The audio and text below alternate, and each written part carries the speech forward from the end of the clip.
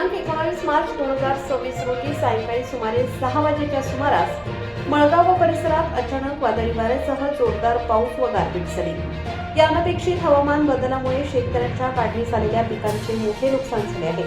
वादळी वाऱ्याच्या तडाख्यामुळे गहू व मका ही पिके मोठ्या प्रमाणात आडवी पडली असून काढणीस तयार असलेले उत्पादन बाधित झाले आहे, तर गारपिटीमुळे कांदा पिकाचेही मोठे नुकसान झाले आहे।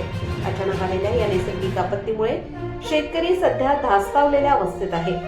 आधीच मका व कांदा पिकांना बाजारभाव मिळत नसल्याने शेतकरी आर्थिक संकटात सापडला होता।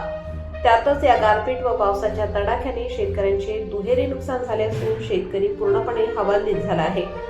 या पार्श्वभूमीवर संबंधित महसूल व कृषी विभागाने तात्काळ पंचनामे करून नुकसानग्रस्त शेतकऱ्यांना दिलासादायक मदत जाहीर करावी अशी मागणी शेतकऱ्यांकडून होत आहे। संदीप सोळंके, मळगाव।